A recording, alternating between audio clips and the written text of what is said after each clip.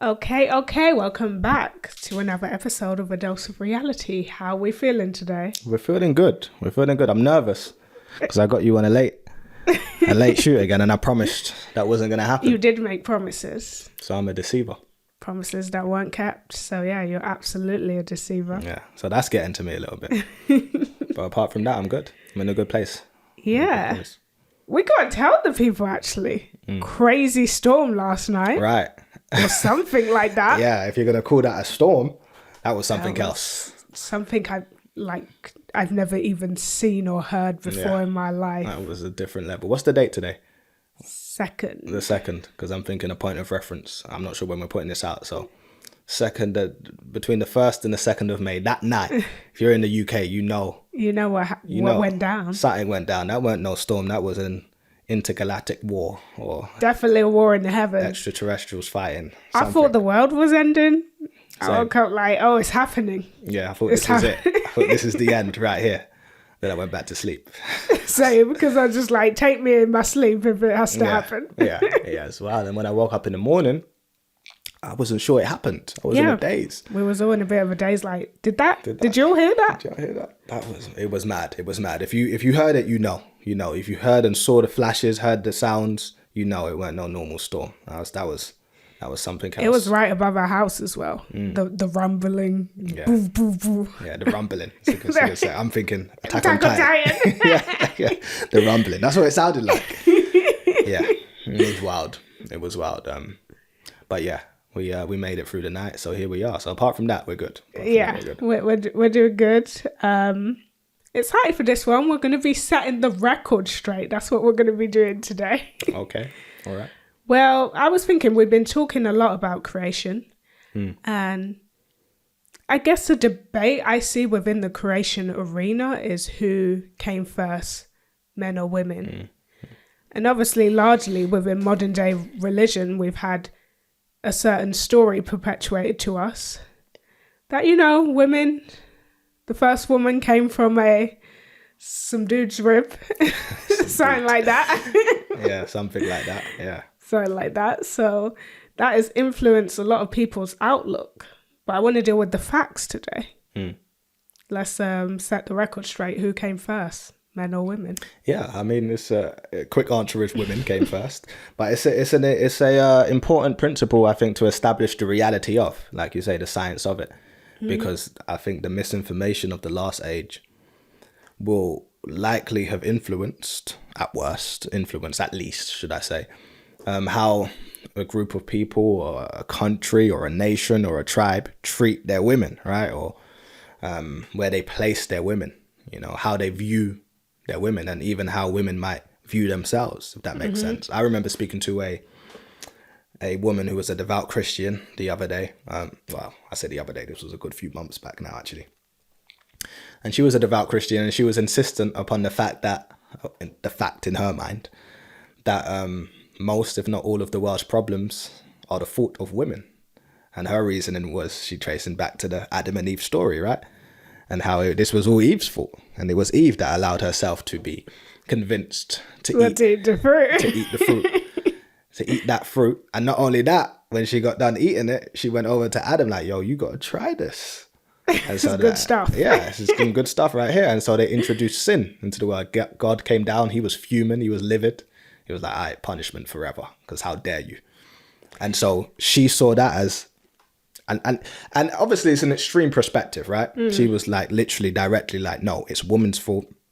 And had she just been a good rib, and if we just be good ribs, the world would be okay again. And that could be considered an extreme perspective. But if you really believe the story, if that's truly what you set your mind and heart to, then even if you don't have an extreme direct perception like that, where you're like, yeah, it's women's fault, it's hard to argue that it's not going to affect your subconscious. It's hard to argue against the fact that it's going to affect your subconscious at the very least, or your psyche, or your psychological view of yourself. So as a man, I don't see how you don't come out of that thinking, yeah, I'm that stuff, I'm that guy. And of those stories, and as a woman, you see yourself as a side piece, literally, because you came out the side of a man. And not only are you a side piece, but you're the side piece that created all the problems of the world. Yeah, It's interesting to think about what that would do to the mindset if you think we're literally going through what we're going through because the first woman ate the fruit and ruined everything. Yeah, and ruined everything.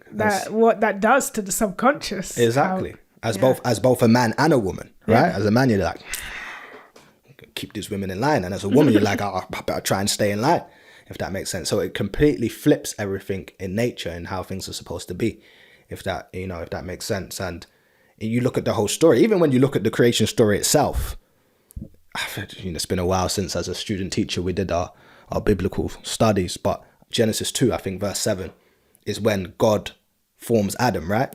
Mm-hmm.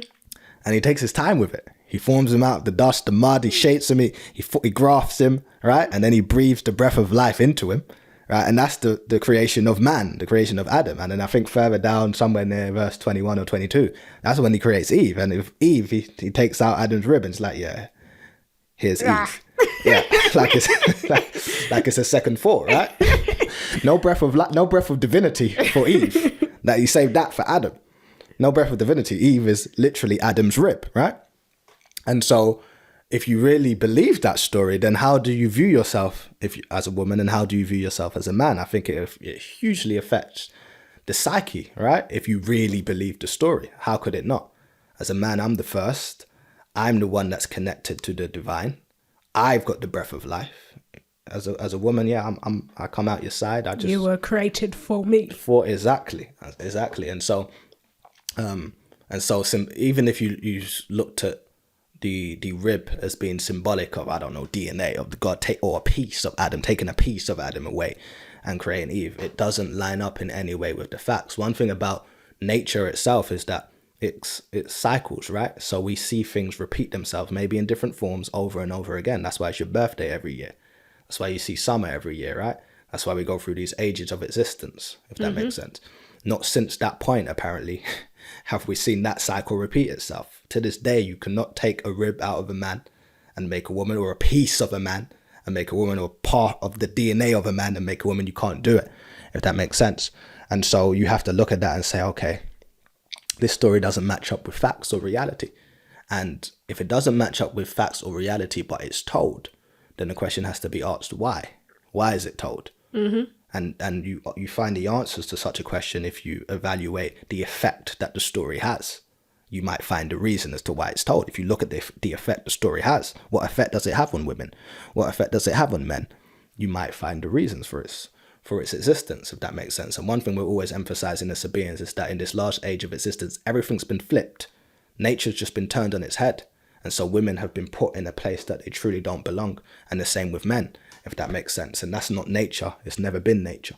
And what we're going to see is we're going to start to see that put right. But it's hard to argue with the effect of those stories, right? You look at throughout the Christian religion and you'll see men in the prominent positions, right? If you look, and then even more so maybe if you go to Islam, right? And a lot of congregations in Islam, they won't even let women lead the prayer. Right? The mere thought of a woman being between those men and God. No way. Can't happen, right? So they don't even, that's quite a deep thing if you think about it. They won't even let a woman lead the prayer, right? So if you're literally saying you're not of the divine, you need to accept your position over there. Men, we're of the divine, or we're closer to the divine, or we have that direct connection to the divine, and it couldn't be more wrong. So yeah, I think it's important to establish the facts, the science. I think just deal with the science when you're dealing with this topic. It helps to eradicate, because in the world we live in, there's been a lot of, as I mentioned, psychological effects of the stories and the perspectives and that which has been perpetuated on us as people.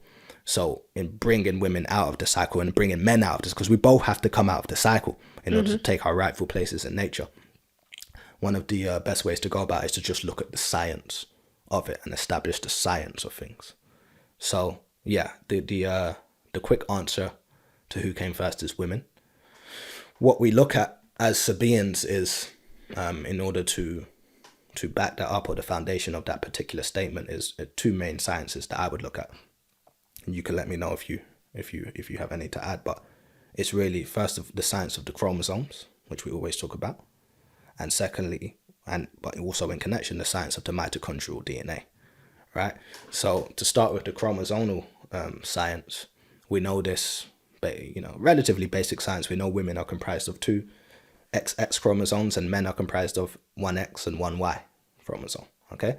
So when you look at the X and the Y chromosome, we know that the X is much larger than the Y chromosome and has more genetic information than the Y chromosome, okay? So if I compare it to the story, because and I've had this, some Christians, I've heard them say, well, it was symbolic, because you speak about the rib, pulling out a rib. How you pull out the rib and fashion a woman? Symbolic, pulling out a piece of so on and so forth. So when you take that, even if you look at the story symbolically and say, yeah, it was symbolic of the fact that God pulled a piece of Adam out of him and fashioned Eve from that, if that makes sense.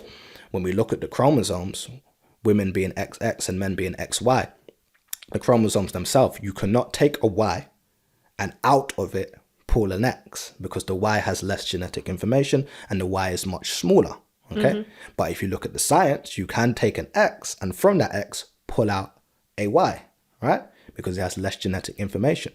So if you look at men and women, and this is a purely physical science that we're speaking of. Remember, when we go beyond this realm, we're equal in all forms, and gender doesn't manifest as it manifests here, if that makes sense. So we're talking purely a physical science here. But when you look at the male body and you look at the female body, you can easily deduce that the male is a, for lack of a better word, incomplete version of the female, or a lesser, in terms of genetic information, version of the female. This is why we have nipples on our chest, but we can't breastfeed. This is why we have a stomach, but we don't have a womb, right? Because we have less genetic information. So we have the same parts, kind of, but not quite, if that makes sense. And so this is supported by the fact that if you have an X chromosome, which is what our ancient ancestors knew, and not only knew, but taught to other extraterrestrials, our ancient ancestors knew that if you have the X chromosome and you, to simplify genetic grafting or splicing or these types of sciences, if you have an X chromosome and you cut off one of the tips, at that point, you have a Y chromosome, okay? A chromosome with less genetic information that will produce a different type of physical being, right? So it cannot be argued, and this is a science that you can't be argued. Scientists will readily admit this. They'll say to you, you go and do your research, Google it, ask your AIs, speak to anyone in this Western world. They'll tell you, no, the X chromosome clearly predates the Y chromosome. It's much bigger, it has more genetic information, and we can see through that particular science of evolution that the Y chromosome must have come along later than the X chromosome. So purely from that science, we can deduce that man can't possibly have come before woman, because a man is comprised of an X and a Y can't have existed before an X. So even if you establish that very scientific fact, you see that the story that has been told to us can't possibly be reality. And that's just stepping out of the simple fact that you haven't seen a woman come out of a man ever since then, but we've seen plenty of men come out of women many, many, many times, right? You've never seen a man fashion, mold a being inside him, and I don't want to ever see it. I don't want no parts of that. I don't. I'd readily admit I want no parts of it. I want to do my part and step out. Wow. Not step out like that. Not step out like I went to go and get some milk and I came back 30 years later. Not step out like that. I'll be there. But I want no part in the fashioning and the forming and the molding and the creation of a being inside another being. I want no parts of that. And all men, if we're honest, we know we want no parts of that. And so that hasn't happened since. So you step out that simple fact. We see plenty of beings fashioned inside a woman. She fashions, she grows. She is the portal between this world and the next. In that sense, you grow inside her and then you're introduced out her womb into this physical world, if that makes sense. So it's important to establish that reality. But then also you have the chromosomal science, which is just important foundation, because you can't do it vice versa. You can't take a Y and out of that Y pull an X. There needs to be more information, right? But out of an X, if you take away some of that information, you now have a Y, which means to say that you can fashion a man out of a woman, if that makes sense, scientifically speaking, which is what was done. So when we're speaking about our culture or our doctrine, we explain that the X chromosome existed before. Our story in terms of how we manifested on the planet is told in different forms. As we explained, we trace back to other star systems before we came here. But the fundamental principle remains the same. No matter whether you're talking about, well, how were we seeded? Sometimes symbolically we're told the story of 12 males and 12 females being brought here to start that civilization, so to speak. It doesn't matter how you tell the story. Sometimes we're told the stories of hermaphrodites and hermaphrodites who have 3 chromosomes. It doesn't matter. The fundamental principle is that you cannot get a Y chromosome unless you have an X. Mm-hmm. And the Y chromosome is that male principle. Remember, on this side of existence, we're speaking purely physical science. That Y chromosome is the male principle. So you cannot get the male principle until you first have the female principle. And out of that female principle comes that male principle.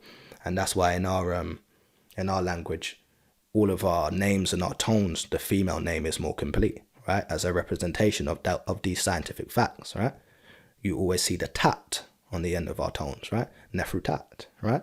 Patar tat, as we spoke about the elder in Sirius, and then our tones, we don't get that tat. That tat's not for us, right? Which is symbolic of the fact that we're not as physically complete, right? And so Baba Yanom will always break it down. Whilst the female is 720 degrees, right? 360 on the spiritual side and 360 on the physical side, complete. We are 630 degrees. 360 on the spiritual and 270 on the physical, if that makes sense. And so it's an important thing to remember and acknowledge. And then Baba Yanom will always explain, you read scrolls like Genetic Kiss and he'll explain that as Etherians, gender doesn't exist in this form. So once we get closer and closer to the divine, we're not dealing with sex as we deal with it on the physical realm. This is a physical science, but it's a physical science that has to be acknowledged because the first physical being is that which is closest to that which is beyond the physical. And the first physical being on the planet is the black woman, okay? This is scientifically a fact. They'll continue to trace back our lineage and keep finding black women at the forefront or at that first point, as they have done with mitochondrial Eve. We're going to get onto mitochondrial DNA, and so these are scientific facts that we should never ignore. And then it should also play an effect on how we treat and where we place our women as a tribe, and then how women view and treat themselves and place themselves as a tribe. Obviously, we're always taught in our culture, men and women are equal. We stand alongside each other in order to perform our tasks. We have different tasks. We exist as males for a reason. Remember, if we didn't always exist, it means that we were brought here into existence by the women, so to speak, for a reason. And so we look to play our role, if that makes sense, and women look to play their role. But the idea that man knows best, which is an idea that you will believe in if you believe the stories of this last age. Man knows best, man got to make all decisions, man knows this, man knows that. And women just have to sort of be a good rib, stay alongside. No, that idea is incorrect and can't possibly lead to our salvation. And so it's very important to acknowledge, because we're in a day and time where we're trying to achieve that salvation, that elevation, that transformation. And we can't possibly do it whilst the women of our tribe aren't in their rightful seats and their rightful thrones as that goddess, as that originator of humanity itself. And when they're placed there, that's when your tribe elevates. Your tribe's condition is defined by the condition of your women. Mm-hmm. If the condition of your women isn't as it should be, your tribe or your nation can never be what it's supposed to, especially us of African origin, us who come from the Natado. That has to be right. If that's not right, then there's no point. You can spout as much doctrine. I can come on the mic and look as heavy as I want to. I can spout this and talk about this, talk about atom and that. If the women in your tribe aren't as they should be, it really don't matter. You ain't going nowhere. Okay, I saw someone put out a reminder of this. I'm trying to remember who. I think I might have seen it on Facebook, where Baba he said to remember, heaven for men, heaven lies at the feet of your women, or something to that effect, if that makes sense. Symbolic of the fact that that's our gateway. That's our gateway. And so if we haven't put that right, if we haven't made sure that's correct, then you can break down atoms and subatomic particles and quarks and Z's as much as you want to. We have to make sure that we establish that fact. So that's the chromosomal science. Right? I'll move on to the mitochondria. Yes. Yeah. Absolutely. The mitochondrial DNA is it's a science again that most people should be familiar with, at least to some degree, right? We know that we have our nuclear DNA within the nucleus of our cell. If you understand the construction of a cell, you have the nucleus, which is the central point of the cell, and then you have organelles, which are surrounding that cell or floating around that cell. Very similarly to how you have protons orbiting the neutron in a atom. Very similarly to how you have planets orbiting around the sun in the solar system. Repetition, cycles of nature.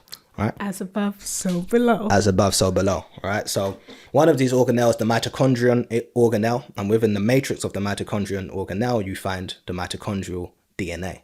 Right? Important to establish that when women and men mate or have sexual intercourse and the sperm travels and fuses with the egg, the genetic information that would be the mitochondrial DNA is lost from the sperm. Right? The tail drops off. So as a child, you receive this mitochondrial DNA from your mother only. Now, one of the core differences between the mitochondrial DNA and the nuclear DNA is that the nuclear DNA is constantly changing, affected by its surroundings, its environments, the food you eat, so on and so forth.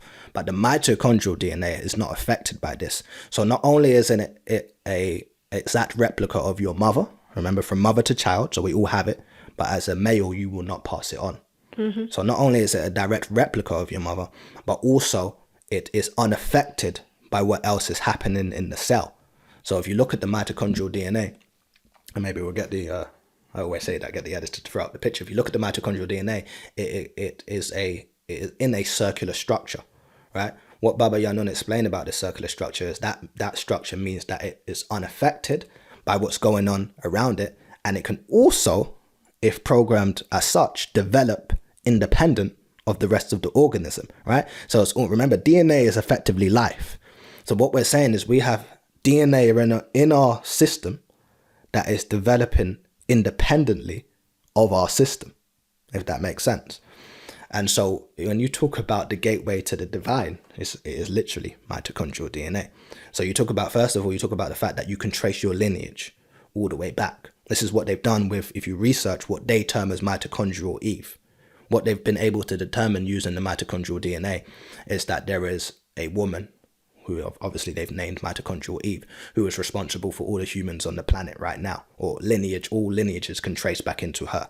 Yeah, they have her as a common ancestor. As a common ancestor. There you go. A common ancestor. And they say that she existed maybe 200,000 years ago. Okay, we know we go back way before that as well. But as you keep going further and further back, you're going to keep finding African women at this first point. The further you go back, that's what we're finding, and that's what they found, and they've had no choice but to admit that. Yeah, African women. So not only through the mitochondrial DNA can you trace your lineage back, which makes it very fundamentally important to a bloodline to keep that mitochondrial DNA developing, if that makes sense. So remember, if you're in a family, once a mother has her children, if she has no daughter, the line will end there, right? Because a son can't pass on that mitochondrial DNA.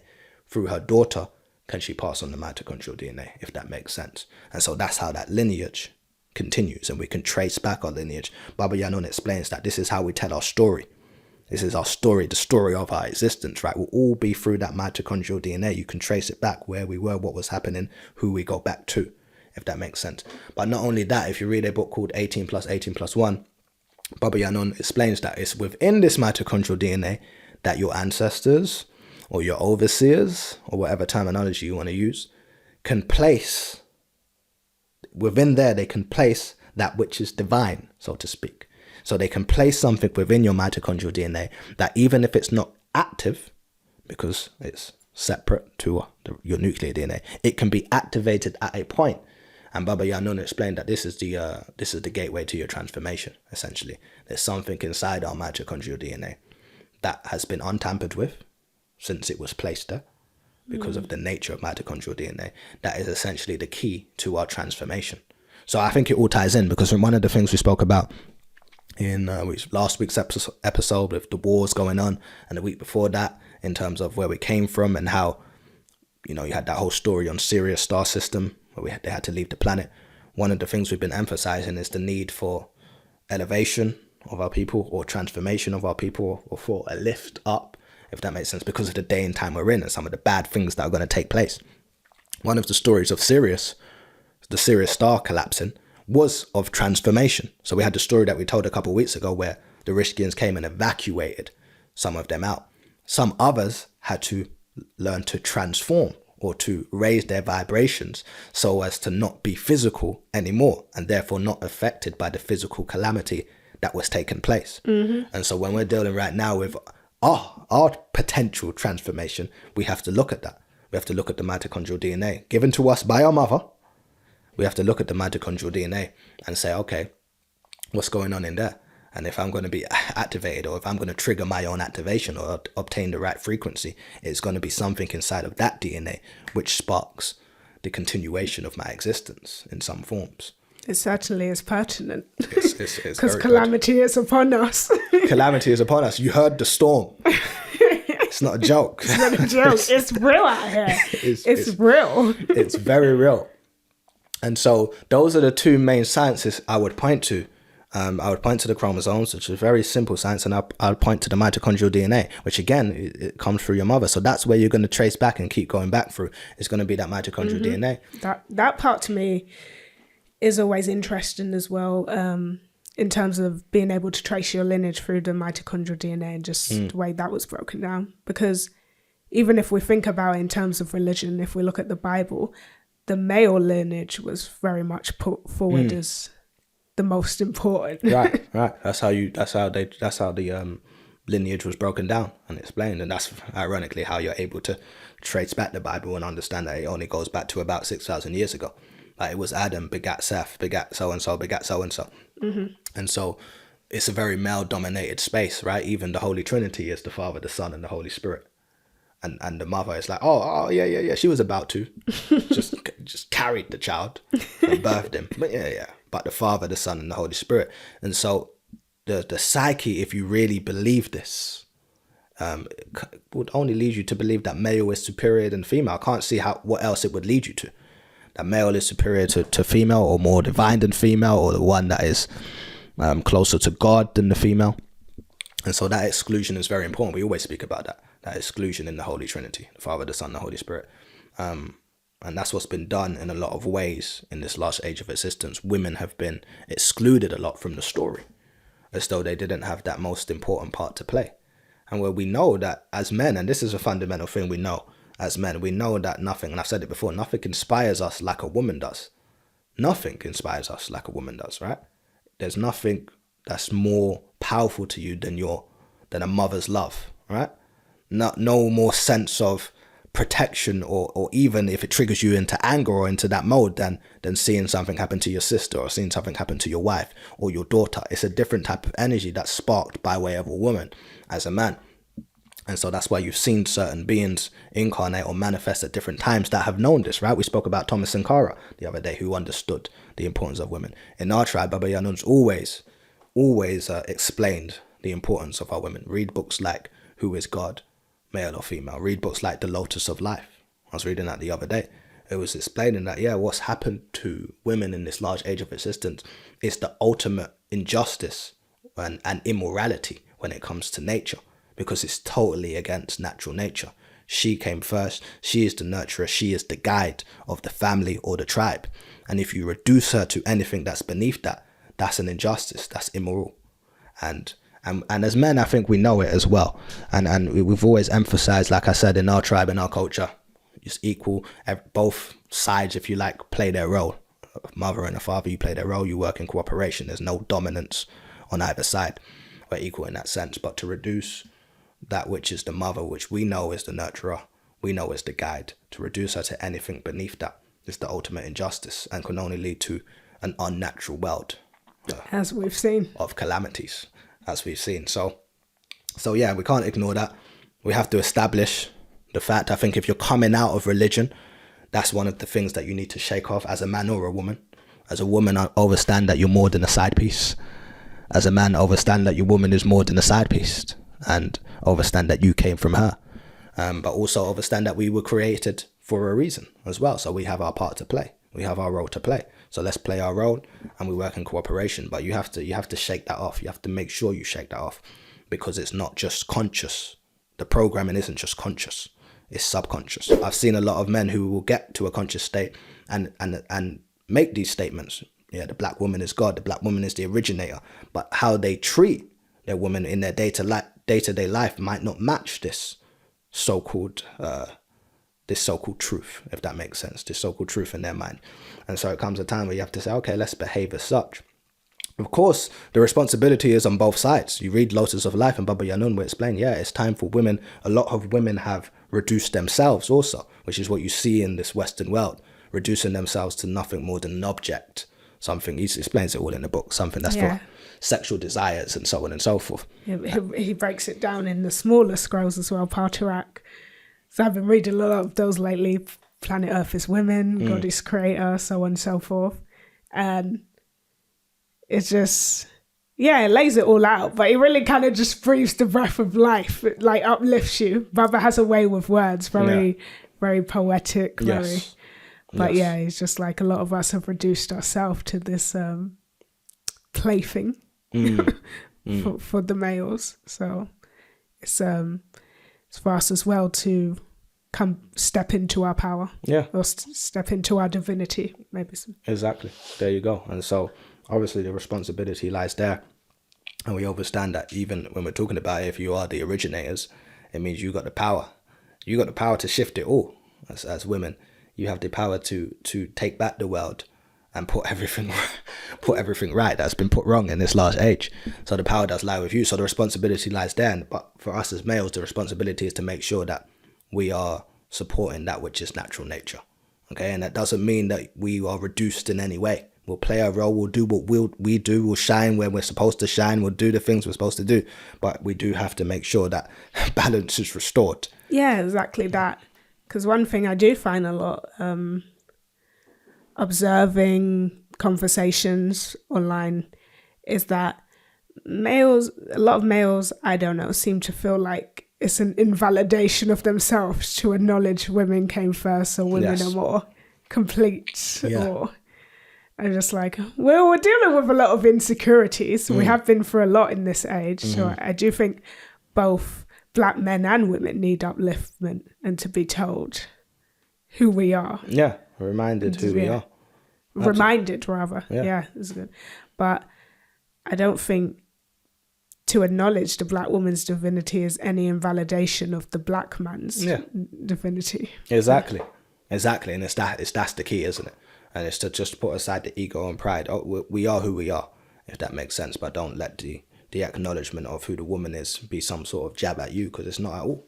It's not at all. And everything being how it should be, all the Black woman will do is uplift the Black man. So as a Black man, I'm like, okay, restore her to where she's supposed to be, because it's going to be fantastic for us too, if that makes sense. But yeah, the whole one of the main facts that you deal with in this doctrine is us as Africans. We often don't even split.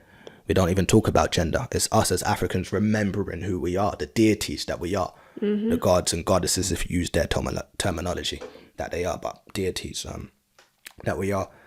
And so it should never affect us to acknowledge the facts, but whether you acknowledge them or not, the facts are the facts. Whether you acknowledge it or not, the science is the science. So you can go out and sort of perpetuate what you want to, but the science remains the science, the facts are the facts. And so it's better to be on the side of the facts, acknowledge it and deal with the reality, and move forward with that. And so I feel like we live in a day and age. It's a very messed up day and age, because we have a lot of things that take place that aren't quite correct, if that makes sense. But we live in a day and age where obviously a lot of men are feeling upset by certain things, some things perhaps rightly so. But when you go into this internet, this sort of energy where it's like, women are this, and it's time for the men to get their way and do this and do that. And I'm like, nah, as Africans or people trying to elevate ourselves, we need to kind of stay clear of that energy, in my opinion. Okay? Make sure we know what the woman is. You know, I saw the other day someone speaking about how it's the man, and without the man, there would be no life at all, and this, that, and the other. And misinterpreting the sciences, if that makes sense. Without women able to fashion that child, there would be no children. Without women able to form that and grow that in a womb, there would be no children. And so we can get into the science of reproduction, which I'll save for another one, because this. Yeah, that's what I was kind of thinking. This needs a part 2 where we go into the science of reproduction, parthenogenesis, all of those things. Yeah. So I definitely want a part 2 to this one. Yeah. So maybe I'll save that. Maybe I'll stop on that path, and we'll talk about parthenogenesis and things of that nature in the next part. But it doesn't benefit us. It doesn't benefit us. There are undoubtedly things that take place that are wrong, especially in the Western world. There are undoubtedly men and women who don't behave correct. But if we're trying to achieve a certain frequency, we need to pay no mind to that.